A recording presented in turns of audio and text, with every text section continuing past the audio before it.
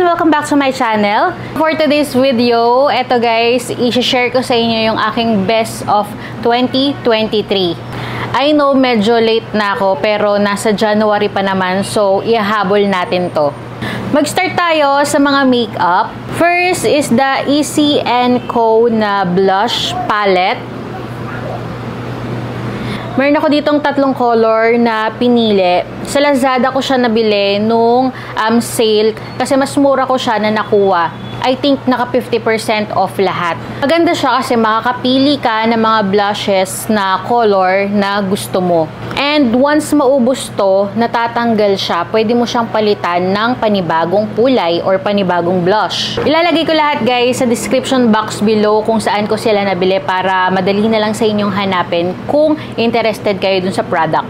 Next is the Dior Backstage Glow Face Palette. Ito lang ang ginagamit ko na highlighter at pang contour sa face ko simula nung nabili ko siya nung 2023. Wala na ako ibang ginagamit. Ito lang talaga. As you can see, ayan, na-hit pan ko na to guys kasi ito yung pinang-contour ko. Tapos itong dalawang highlighter yung ginagamit ko. Itong blush, minsan, tinatap ko siya sa aking blush. Pero minsan lang guys, minsan nilalagay ko siya sa eyeshadow. Maganda siya kasi 4-in-1 na. Highlighter, contour, bronzer, at saka eyeshadow. Kaya kahit medyo pricey siya, sulit na sulit pa rin siya sa akin. And na-ROI ko na siya.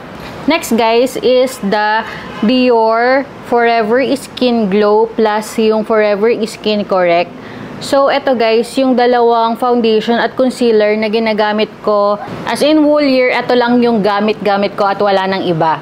Nakakapagbigay talaga siya ng glow sa face mo. Pero kapag oily ka, siguro piliin mo yung matte version nito kaysa dito. Is 1.5N.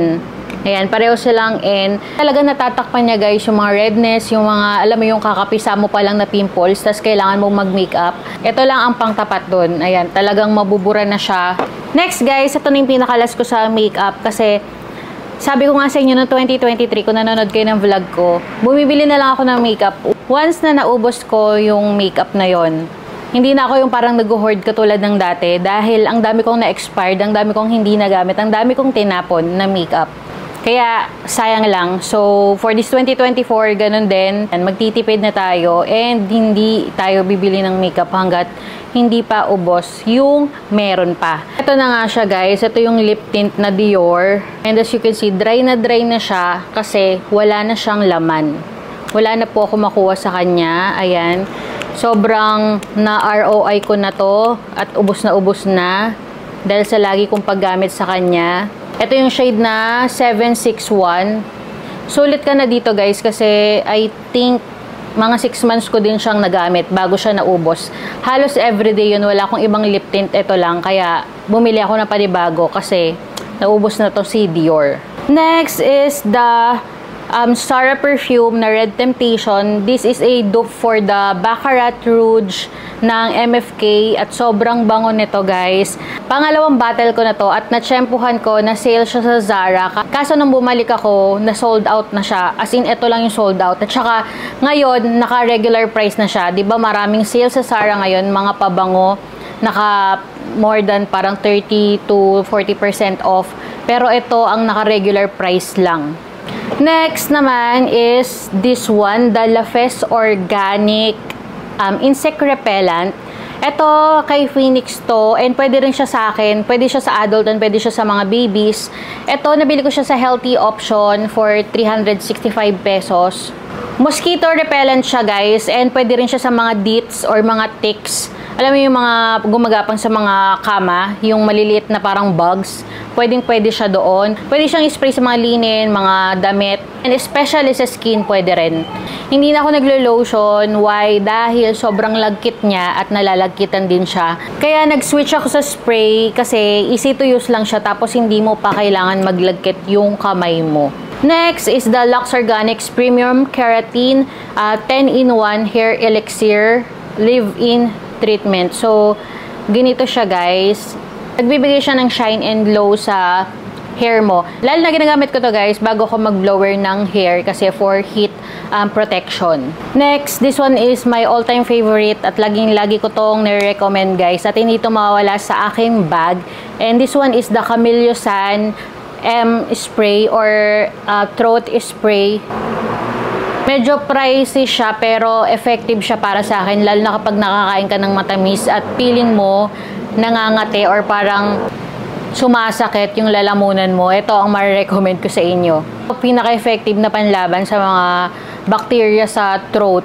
Natural extract yung mga ingredients niya guys, kaya safe siya. So next category naman tayo. Ito guys, mga random na to na sobrang useful sa akin at sobrang ma-recommend ko sa inyo. So, kung nakita nyo to sa video ko at kung napanood nyo yung review ko about this one, ayan, malalaman nyo na sobrang useful nito para sa akin. And sobrang nipis niya lang, ilalagay mo sa likod ng phone mo. Ito siya guys. Ayan. Pwede mo siyang i-stand at sobrang tigas nung kanyang magnet. Hindi talaga malalaglag yung phone mo dito. Meron ka din yung choices na iganyan siya. Lalo na kapag nagsiselfie, nagtitake ng video, shorts, TikTok videos, ayan, pwede sa inyo to.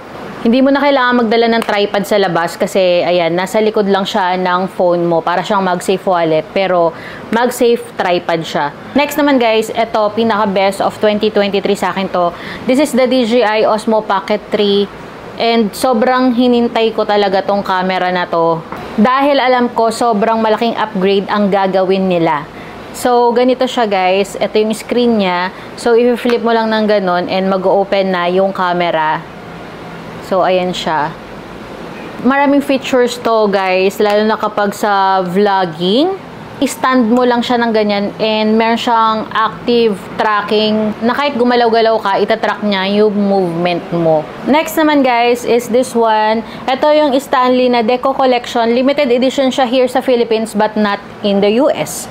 Nabili ko to sa Chrissy Sport and nag-viral yung aking TikTok videos. Meron kayong time, ayan, i-check nyo yun, guys.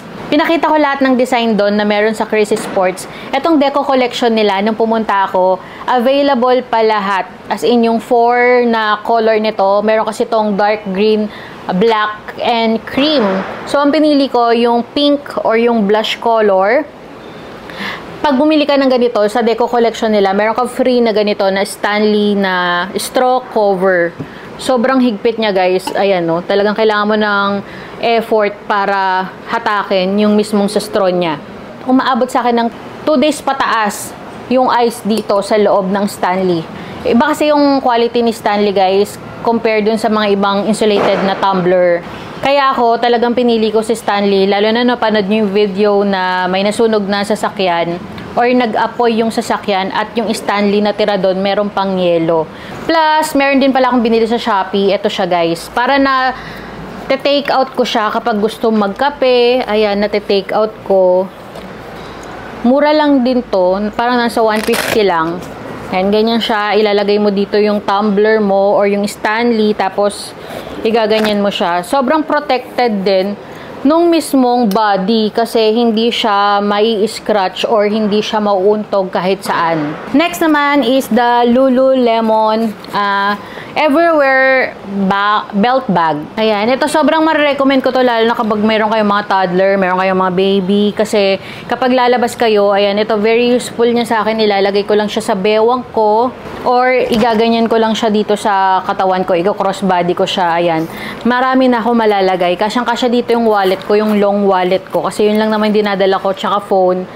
Talagang maano mo siya kahit medyo pricey siya. Ito kasi bigay lang siya ng sister ko sa akin na from Canada. Marami siyang inuwing ganito and yung iba sinel ko. Talagang mabenta siya dahil nga matibay yung quality pa lang ng Lululemon. Kaya talaga magtataka ka kung bakit medyo pricey siya sa ibang bansa.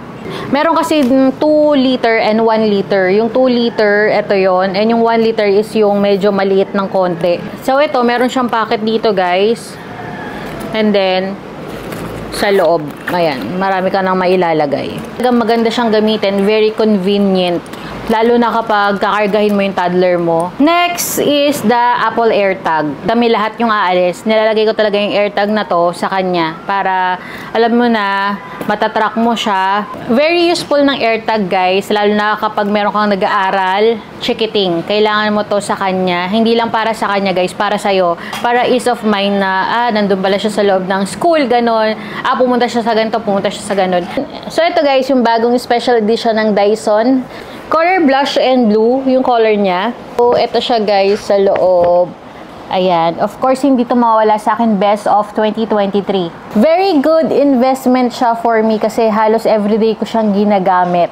Ang maganda dito, meron ka ng 6 attachment. Ayan, may mga brushes ka, pang curl, pang blower, tsaka pang fly away. Lahat meron ka dito. Pwede kang mag-straight, pwede kang mag-curl. So, ito na yung tinatawag na lang every girl's dream na parang PS5 na namin ito.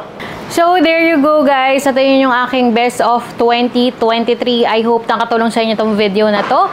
And don't forget to click the subscribe button below and like this video. Meron din pala akong Instagram and Twitter, TikTok. Ayan, sa TikTok series ko guys. Kung gusto nyong malaman kung ano yung mga pinagagawa ko doon, ayan, ililink ko dito sa aking description box below.